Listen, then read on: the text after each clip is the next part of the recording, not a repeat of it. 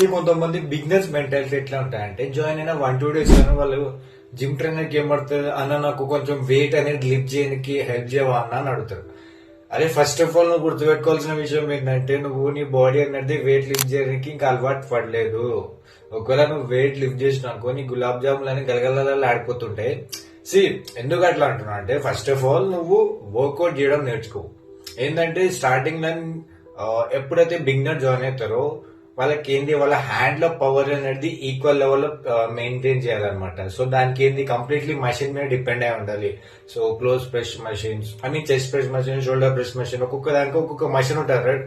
ఆ మషిన్స్ ఎందుకు ఉంటాయంటే మీ హ్యాండ్ లో మీ యొక్క పవర్ అనేది ఒక దానికి ఎక్కువ ఉంటుంది ఒక దానికి తక్కువ ఉంటది. సో అవన్నిటిని ఈక్వల్ చేయడానికి ఒక 1 month వరకు అయినా పర్ఫెక్ట్ గా మషిన్ మీద మిమ్మల్ని డిపెండ్ చేస్తారు. ఎప్పుడైతే మీరు equal level of energy generate చేస్తారో అప్పుడు మీకు వెయిట్ లిఫ్ట్ చేయడానికి ఈజీగా అనిపిస్తుంది.